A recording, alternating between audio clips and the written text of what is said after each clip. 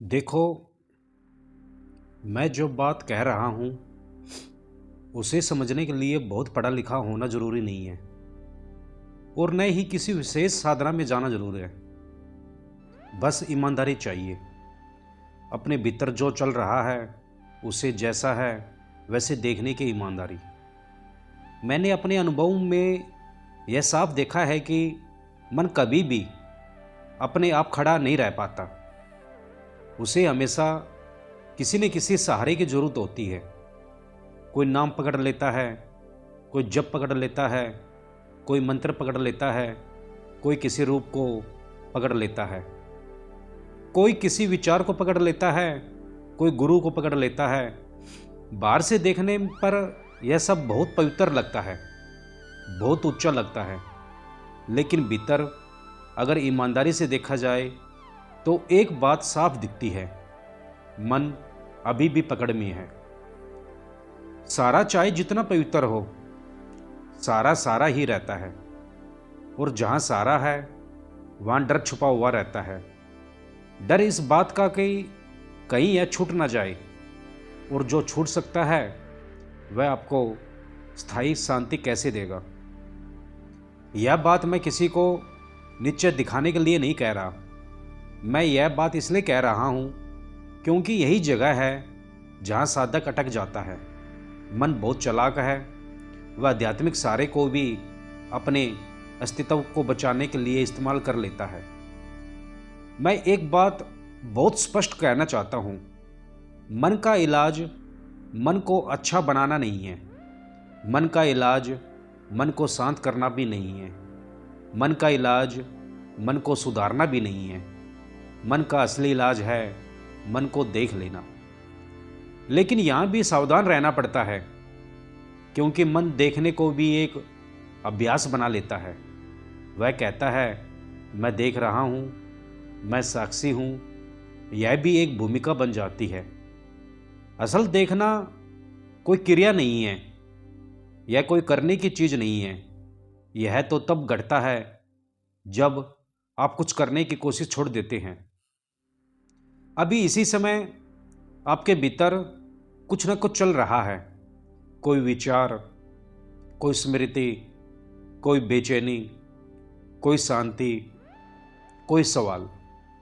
आप उसे रोकने की कोशिश मत कीजिए, आप उसे बदलने की कोशिश भी मत कीजिए।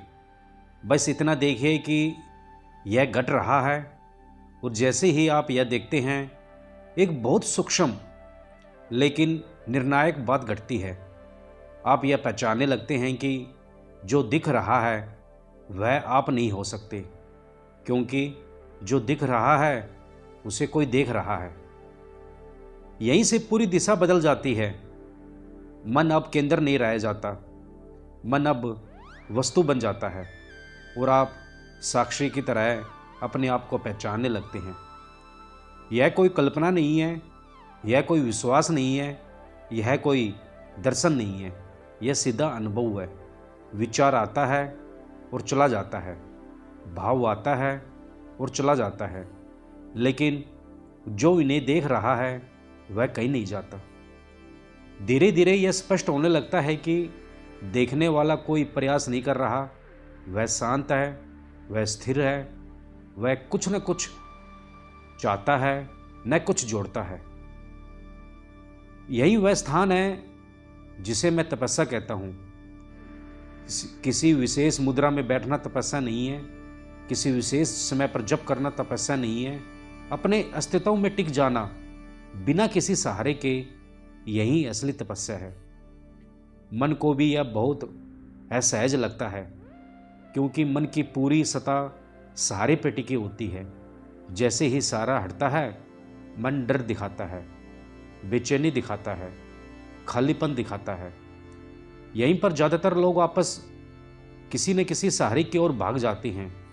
लेकिन अगर आप थोड़ी देर रुक गए, भागे नहीं, कुछ पकड़े नहीं, तो आप देखेंगे कि यह डर भी देखा जा सकता है, यह खालीपन भी देखा जा सकता है।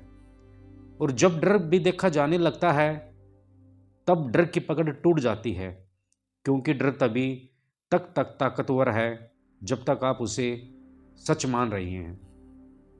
धीरे धीरे मन थक जाता है, उसे ऊर्जा आपसे ही मिलती है, आपकी पहचान से, आपकी प्रतिक्रिया से, आपकी पकड़ से। अब आप कुछ नहीं कर रहे, आप बस देख रही हैं।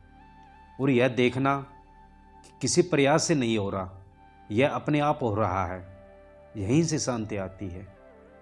लेकिन यह शांति कोई भाव नहीं है, यह कोई सुखद अनुभव नहीं है, यह कोई आनंद की लहर नहीं है।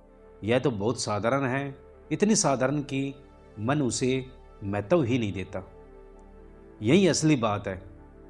सत्य हमेशा साधारण होता है, मन हमेशा असाधारण की तलाश में रहता है। एक दिन बहुत शांत तरीके से यह स्पष्ट हो जाता है कि मैं कभी बंधा ही नहीं था। बंधन तो मन की कल्पना थी, मैं तो हमेशा से स्वतंत्र था।